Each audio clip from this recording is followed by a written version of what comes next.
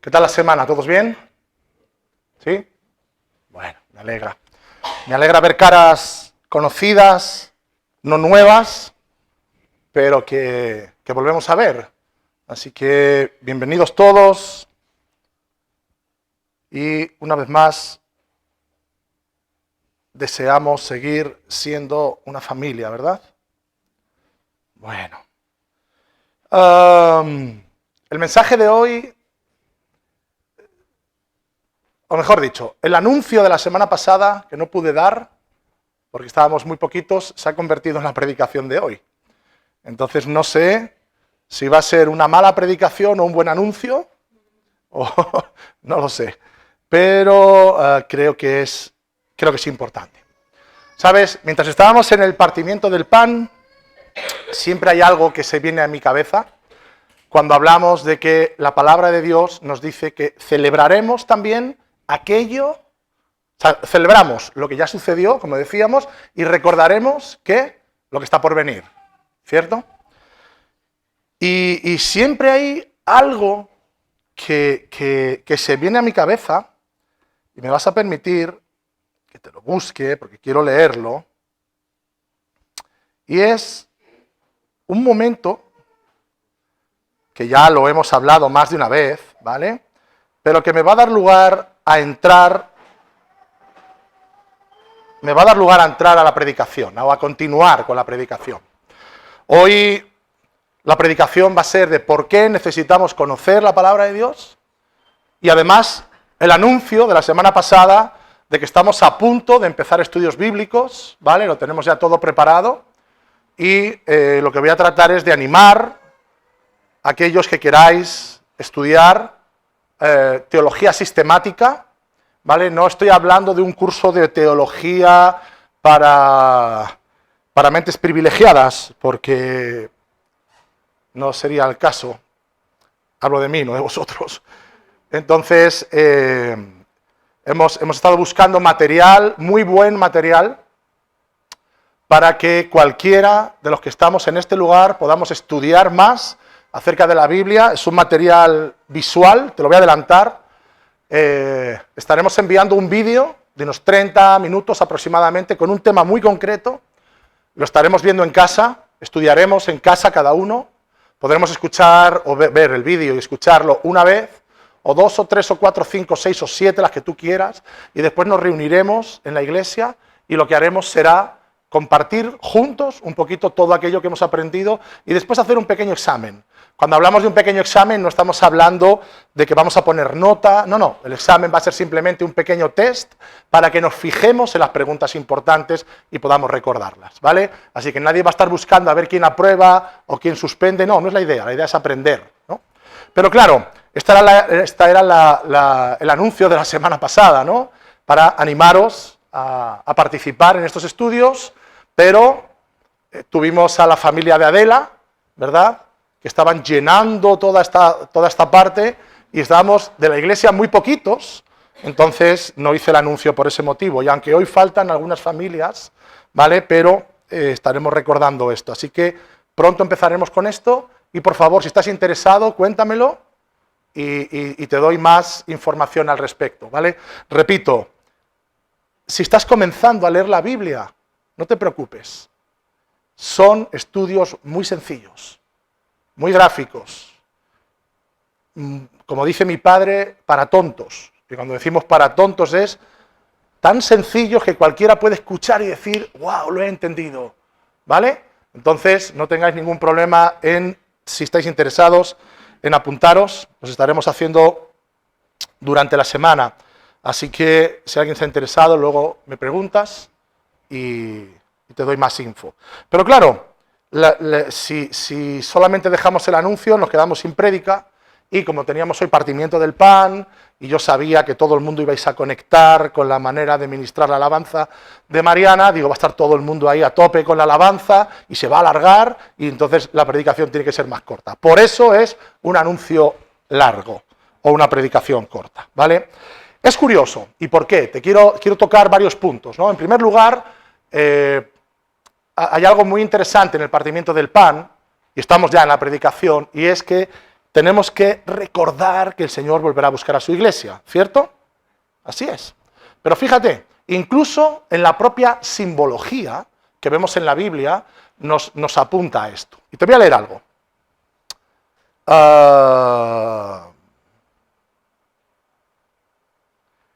Juan capítulo 20, versículo 6 y 7.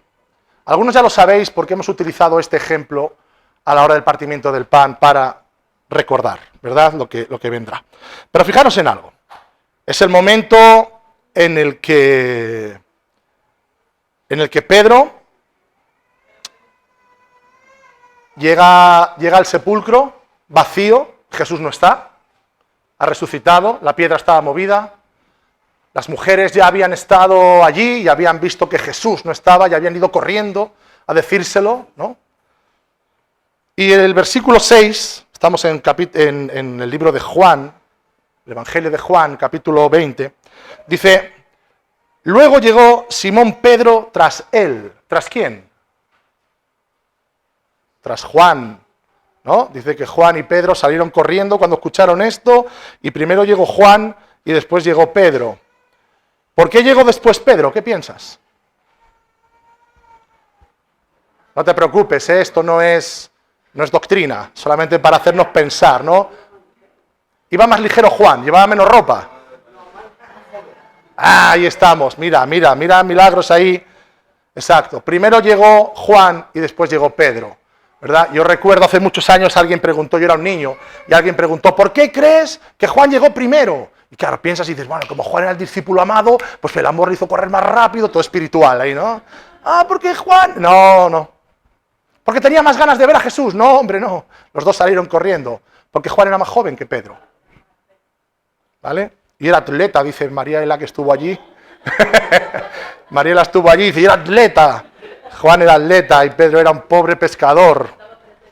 Bueno, yo lo que creo es que según iba corriendo, Pedro iba discutiendo con todo el mundo que se encontraba.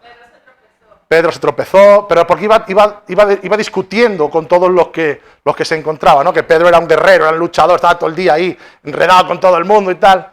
Bueno, no, el motivo es lo que dice Milagros. Juan era más joven y por lo tanto podía correr más rápido.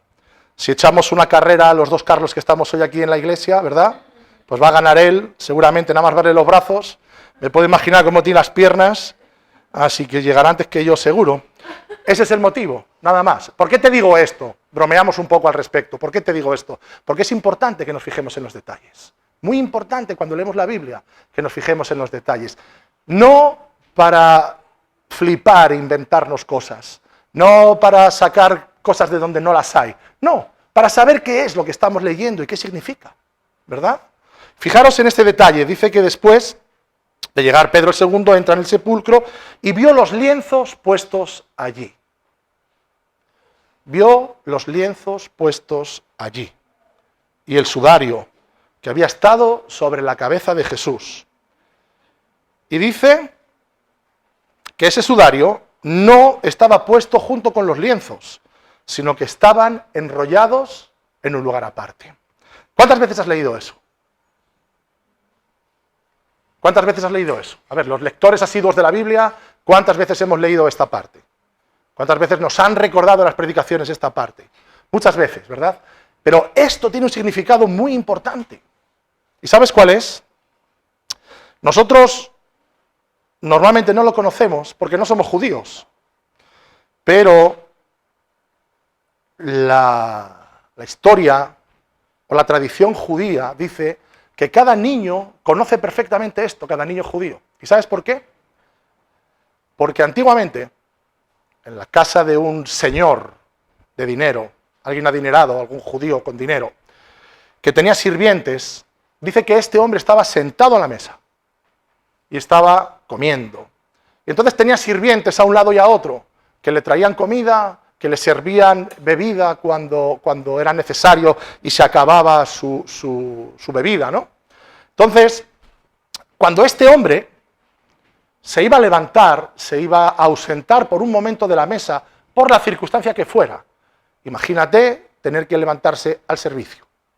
Entonces este hombre lo que hacía era toda una simbología, para no tener que decirles a los sirvientes, no he terminado de comer, me ausento un momento y vuelvo, lo que hacía era, cogía su servilleta, la servilleta, el trapo, sí, como lo llames, la rodea o como la costumbre que tengas de llamarlo, lo que hacía era, se lavaba sus manos, lavaba su barba, ¿vale? Porque la gente con dinero tenemos barba, entonces este también se lavaba la barba y lo que hacía era doblar ese trapo, doblar esa servilleta y la dejaba encima de la mesa.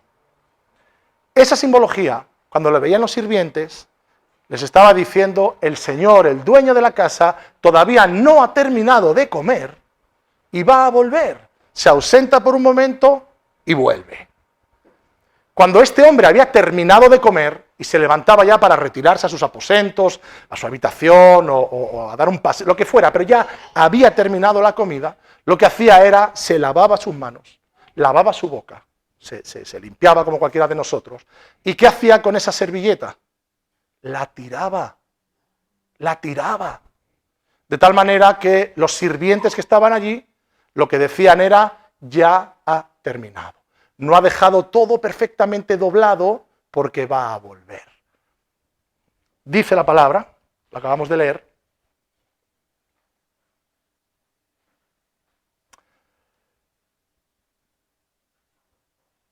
el sudario que estuvo sobre la cabeza de Jesús no estaba junto con los lienzos, junto con el resto de sábanas que habían utilizado para preparar el cuerpo de Jesús, ¿verdad? Nicodemo y José de Arimatea fueron los que hicieron esta labor de preparar el cuerpo de Jesús para enterrarlo. Dice que no estaba con los lienzos, sino que estaba enrollado, dejado perfectamente en un lugar aparte. ¿Qué crees que es lo que Jesús estaba dando a entender a sus discípulos que conocían? Volveré. ¡Wow! Es interesante, ¿a que sí? Volveré. Así que cuando leemos esto, nos damos cuenta que el Señor no solamente dejó dicho todas las cosas al respecto de su segunda venida y que vendrá a buscar a su pueblo, sino que además hay simbología que quedó reflejada y registrada en la Biblia que nos habla de que Él volverá. ¿Qué quiero decirte con esto? Lo que quiero decirte con esto es que qué importante es que leamos nuestras Biblias y qué importante es que ahondemos y que estudiemos. Entonces, después de decirte esto, digo, ¿quién se apunta a los estudios bíblicos que vamos a empezar? Por ahí van los tiros. Mira, Luis, ya tenemos ahí un alumno. Luego os digo el precio, ¿vale? No, ¿a qué me refiero con esto? Qué importantes. Qué importantes. Te voy a hacer otra pregunta. Repito que es un semianuncio, semipredicación, ¿vale? Por lo tanto, ¿quién sabe lo que dice en 1 de Timoteo 2:15? El otro día bromeábamos con las mujeres de intercesión que vinieron prontito el domingo pasado, bueno, también este domingo, para estar orando y como era el último domingo de mes, si os acordáis, todos los últimos domingos de mes nos reunimos aquí juntos para orar. Estás invitado, ¿vale? Bueno, no estás invitado. No, tampoco estás obligado, pero deberíamos de juntarnos.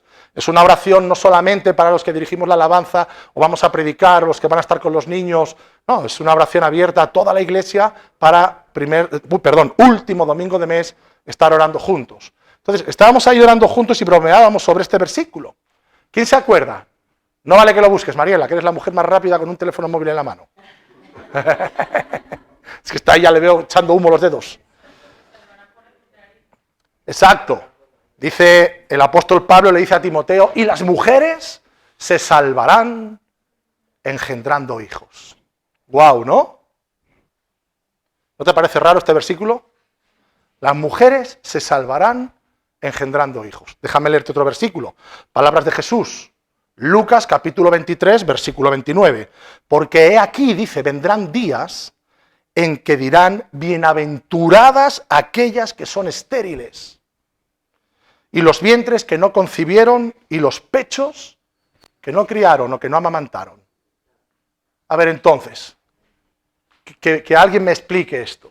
Jesús está diciendo que llegarán días en el que dirán, bienaventuradas aquellas que no han sido mamás.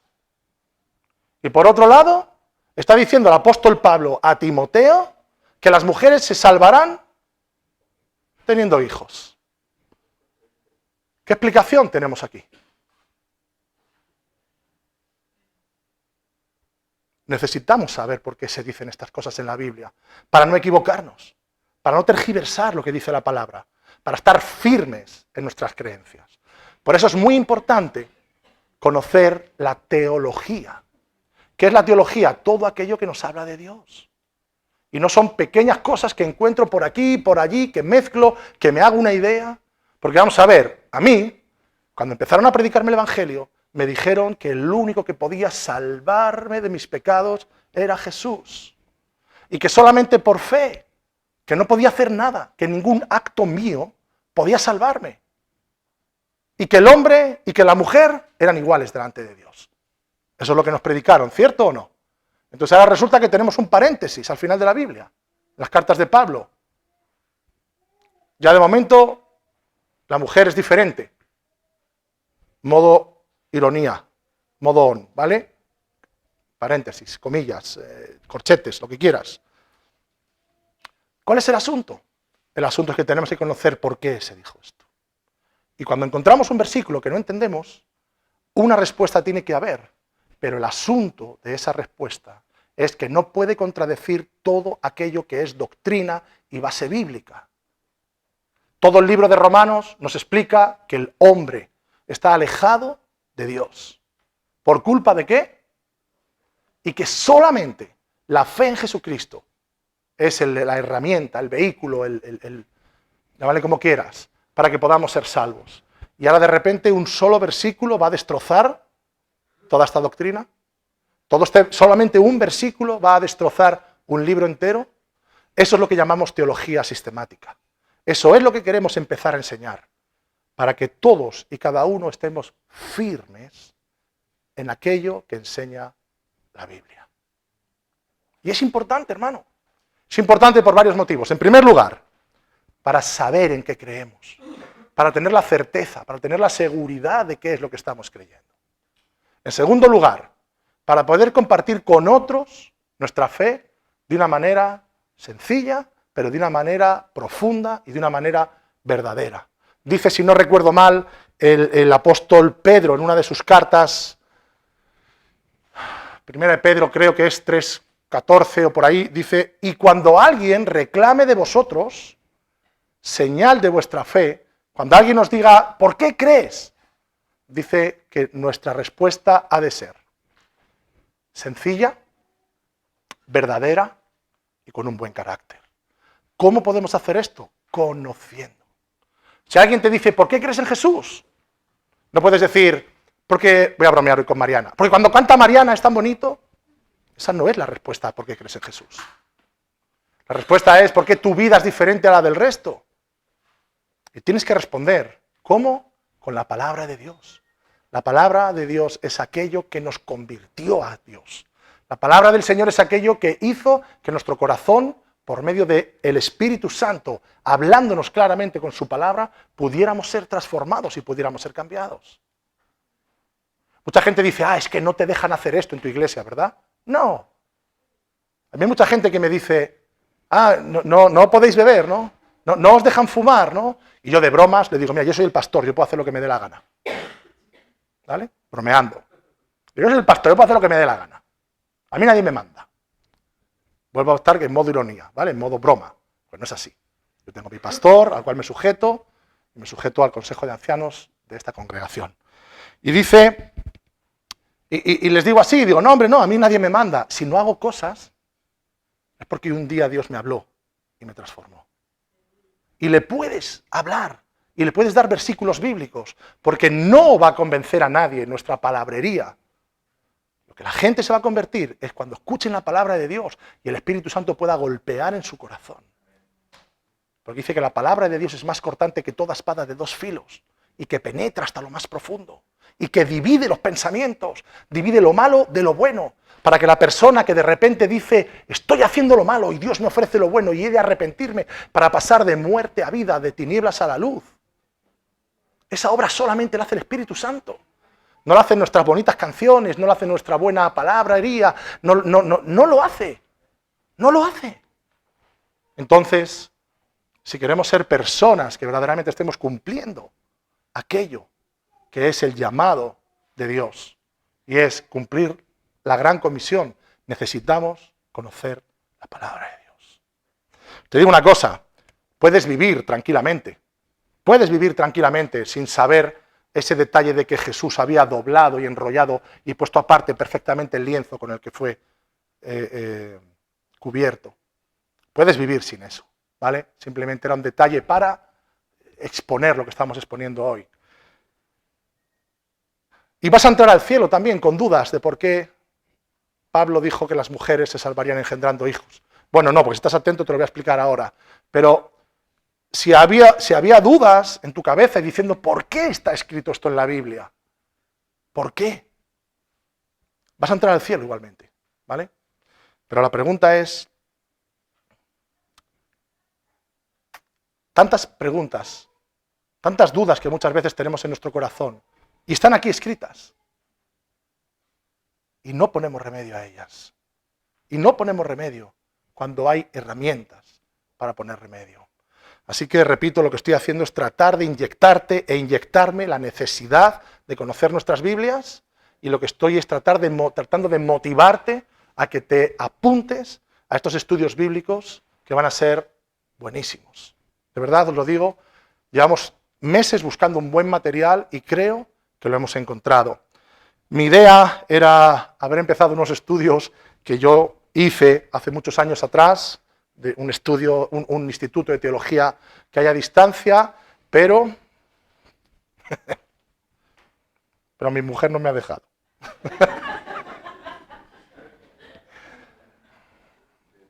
No, hablando, teníamos que... Dijo, no, Carlos, esos no, por favor. Esos no, me dijo. Así que, bueno, como dice que tenemos que estar a bien con nuestras esposas para que nuestras oraciones no sean estorbadas en el cielo, ¿verdad? Digo, bueno, pues la voy a hacer caso y voy a buscar otra cosa. Pero va a ser interesante, ¿no? Es cierto que esos otros estudios bíblicos era estudiar en tu casa, estudiar en nuestras casas, todos los días, como media hora, 3/4, ir haciendo las fichas, ¿vale? Y después reunirnos aquí, hablar sobre ello, tener examen y demás, y es mucho más cargado, ¿vale? Es mucho más cargado. Y este otro sistema va a ser, creo que muy sencillo de adaptar a nuestras vidas, porque podemos ir con unos auriculares en el trabajo y estar escuchando, podemos tener tiempo en casa, podemos estar conduciendo y poniéndolos. Eva y yo viajamos este viernes y nos pusimos una predicación en el coche. Puedes ir escuchando música, la radio o una predicación. La pones y vas escuchando, ¿no? Entonces yo creo que va a ser muy interesante. Así que vamos a solucionar el asunto de las mujeres, ¿vale? Para no dejarlo ahí en el aire. El asunto es que al principio de la carta vemos que el apóstol Pablo le dice a Timoteo, uno de sus discípulos, mira, Timoteo, yo me tengo que ir a Macedonia, así que tú quédate en Éfeso y soluciona todos los problemas que hay, ¿no? Lo vemos en 1 de Timoteo, capítulo 1, versículos 3 al 7. Como ya te rogué, le dice Pablo a Timoteo, al irme a la región de Macedonia, quédate en Éfeso para ordenar a ciertas personas que no enseñen ideas falsas ni presten atención a cuentos, ni a chismes, ni a cuestiones interminables acerca de los antepasados. ¿Vale? Así que vemos que Pablo le pide algo a su discípulo, a Timoteo. Dice, estas cosas solamente sirven ¿para qué? Para discutir y no ayudan a aceptar con fe el plan de Dios. Así que los problemas en las iglesias no son del siglo XXI. Los problemas en las iglesias vienen desde el principio. Allí, en el primer siglo, cuando la iglesia está formándose, ya había gente que estaba inculcando ideas falsas, ya había gente que estaba mezclando doctrinas de muertos con doctrinas de genealogías, con enseñanzas de leyes, con tantas cosas, ¿verdad? Y Pablo dice, mira, quédate, enseña y ruega a estos que por favor no continúen por ese camino. ¿Qué estaban haciendo? Enseñando a los nuevos convertidos acerca de cuál era la verdadera doctrina y quién era el verdadero Jesús. Así que dice estas cosas, dice que solamente sirven para discutir, para traer problemas y no nos permiten aceptar con fe el verdadero plan de Dios. Dice, el propósito de esta orden que te di, Timoteo, dice, es que nos amemos los unos a los otros con el amor que proviene de un corazón limpio, de una buena conciencia y de una fe sincera. Así que le dice, esto es lo que tienes que hacer para que todos, conociendo la sana doctrina, la palabra y la verdad, y al Señor Jesús, puedan estar en amor verdadero, en una fe sincera y además dice que tengan todos una buena conciencia. Algunos, dice, se han desviado de esto y se han perdido en inútiles discusiones. Cuando ponemos inútiles discusiones, pon aquí lo que quieras. Discusiones doctrinales, discusiones personales, problemas de unos con otros, enredos familiares, lo que te apetezca poner. Y dice, en este caso dice, estos quieren ser maestros de la ley de Dios cuando ni siquiera entienden lo que ellos mismos dicen ni lo que enseñan, mostrando tanta seguridad. Interesante. Entonces, el apóstol Pablo le está diciendo a Timoteo todas estas cosas, y así que en esta iglesia había un problema. ¿Y dónde estaba Timoteo? ¿En qué ciudad estaba? ¿En qué ciudad estaba Timoteo? En Éfeso, gracias. Estaba en Éfeso. Y vemos que el mensaje donde está incluido este versículo, de que las mujeres se salvarán teniendo hijos, están en un lenguaje, o mejor dicho, en una parte, ¿no?, en el que está hablando sobre la oración y la necesidad del comportamiento. Y sabes, el problema que había en Éfeso era el culto a la diosa Artemisa, que era la diosa Diana, llamada por los romanos.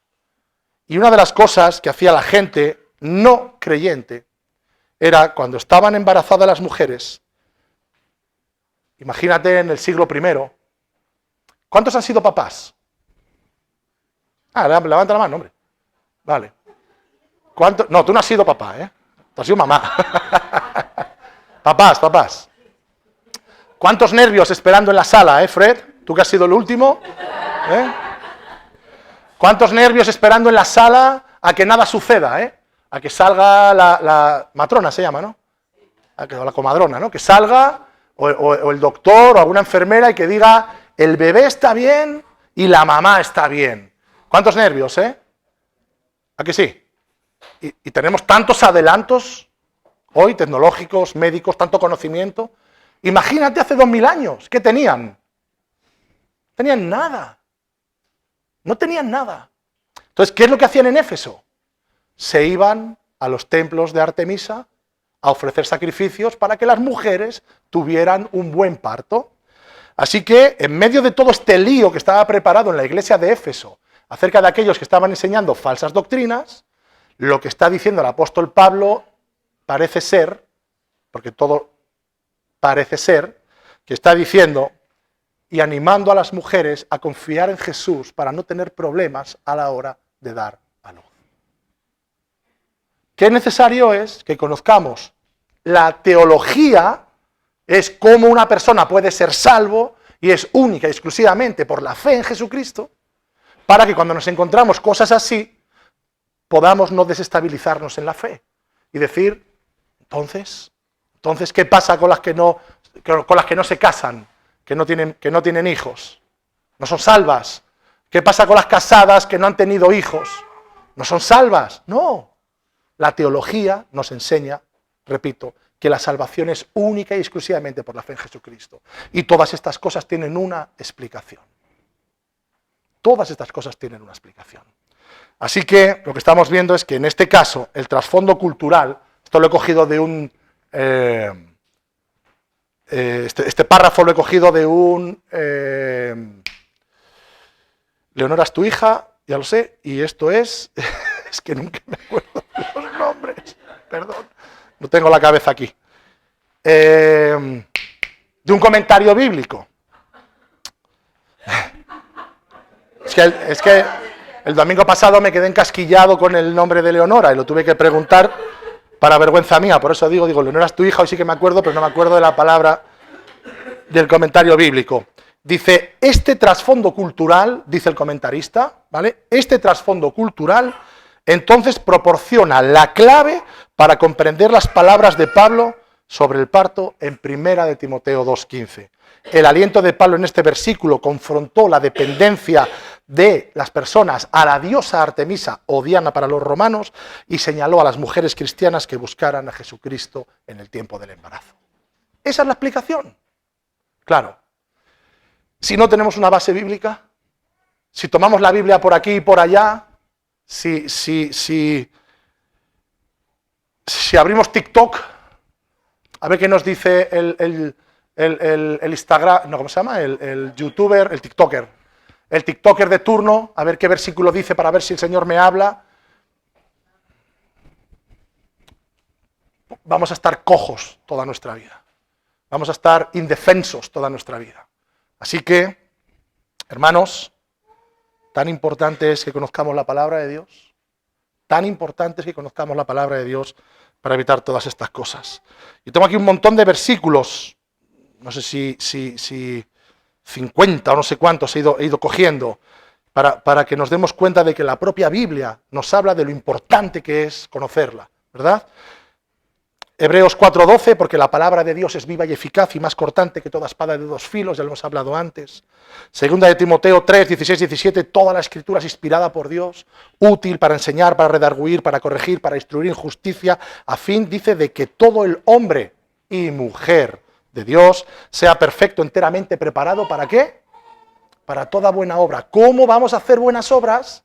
¿Cómo vamos a ver si estamos en el plan perfecto de Dios? Efesios 2:8-10, las cuales Él preparó de antemano para que nosotros anduviéramos en ellas, si no conocemos la palabra. ¿Cómo? ¿Cómo lo voy a saber? Necesito estar formado en la palabra. Salmo 119:105, lámpara es a mis pies, tu palabra y lumbrera en mi camino, ¿verdad? Mira, lo mejor es que era de noche y Pedro no tenía la lámpara. Y se cayó por eso. ¿Andreina? No. Santiago 1:22. Sed hacedores de la palabra y no solamente oidores, engañándoos a vosotros mismos. ¿Con qué limpiará el joven su camino? Salmo 119. Bienaventurados los que oyen la palabra de Dios y la guardan. Lucas 11:28. Sécase la hierba, marchítase la flor, mas la palabra de Dios, nuestro Dios, permanece para siempre. En cuanto a Dios, perfecto es su camino, acrisolada la palabra de Jehová, escudos a todos los que en él esperan. ¿Qué significa acrisolada, sabéis? Aquí tenemos una casi joyera. Está terminando sus estudios de joyería de metal. Crisol es un recipiente, normalmente de un producto cerámico que aguanta muchísimo calor, al cual se le mete el metal, se pone el metal que tú quieres limpiar, que tú quieres purificar dentro, para hacer lingotes, para lo que tú quieras, y le aplicas fuego. ¿A qué temperatura funde el oro? El oro. ¿La plata? A 900 grados, es que está estudiando joyería pero una escuela pobre, entonces no están usando oro, ¿vale? No están usando oro. Entonces, la plata a 975, has dicho. 980 grados. El fuego bien aplicado a la plata para que se funda y el crisol aguanta, ¿eh? Ahí se separa la suciedad. Lo que no es plata, los añadidos, las impurezas. Lo mismo con el oro, lo mismo con el cobre, lo mismo con cualquier cosa. Dice que acrisolada es la palabra de Jehová, pura es la palabra del Señor. Pura es la palabra del Señor. Como cualquier metal después de haberlo pasado por el crisol. Y es escudo para todos los que en él esperan. Había una canción de Marco Barrientos, ¿no? Que decía esto: el camino del Señor es perfecto, la palabra del Señor es poder. Y escudo para todos los que en él confían. Mira esto. Salmo 18:30. Cualquiera pues que oye estas palabras y las hace, la compararía a un hombre prudente que edificó su casa sobre la roca. De nuevo dice: el cielo y la tierra pasarán, pero sus palabras no pasarán.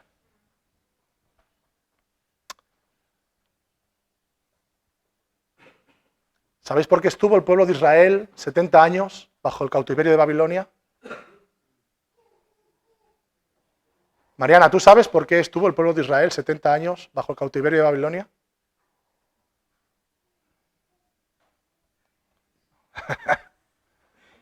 Haz memoria. Lo hemos hablado el otro día.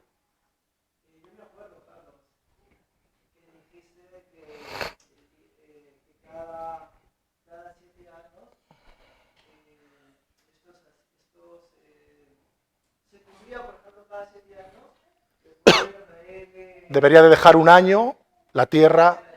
Exacto. ¿Sabes cuántas veces cumplieron esto el pueblo de Israel desde que salieron de Egipto hasta que fueron llevados cautivos a Babilonia? Ni una sola vez.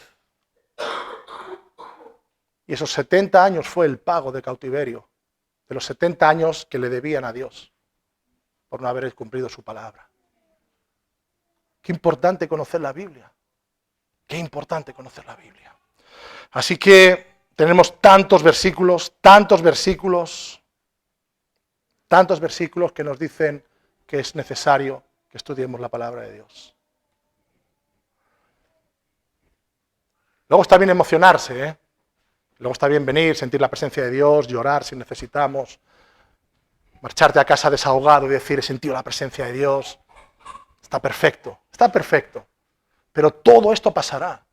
¿Os habéis dado cuenta que la alabanza de hoy en día, en el año 2024, no tiene nada que ver con la alabanza de 1980, 1990? No tiene nada que ver, ¿a qué no? Por lo tanto, son cosas a las que no podemos agarrarnos. Son cosas que están y utilizamos, pero solamente la palabra de Dios es la que permanecerá para siempre. ¿Quieres estar firme? ¿Quieres estar firme? ¿Qué necesitas? ¿Quieres hacer la obra de Dios? ¿Qué necesitas? ¿Quieres hablarle a otros de Jesús? ¿Qué necesitas? ¿Quieres que nadie te engañe? ¿Qué necesitas? La palabra. La palabra. Así que terminamos aquí. Por eso os decía que viene un anuncio largo, una corta predicación, pero os animo a que os apuntéis a estos estudios bíblicos, porque van a seguir edificando nuestra vida. Y te voy a decir más. Si el día que hagamos los estudios no puedes venir, no te desanimes, no te preocupes, porque estamos pensando en este sistema precisamente para los que no podéis venir. Cuando empezamos los anteriores estudios bíblicos, los grabábamos, ¿verdad, Anderson? Y los subíamos a YouTube para que luego quien quisiera en casa pudiera escuchar y pudiera ir aprendiendo. Precisamente pensando en los que no estáis en la ciudad viviendo o los que por trabajo no tenéis la facilidad. Eso sí, te digo una cosa. Si vas a coger eso como excusa para no venir, eso está feo, ¿vale? Eso no es honesto, eso no está bien, ¿vale? Pero vamos a ponerlo lo más fácil posible. Lo más fácil posible. Para que los que trabajamos, bueno, a mí no me va a quedar más remedio que dejar de trabajar y venir, pero los que trabajáis el día X y no podéis venir, tengáis las herramientas igualmente.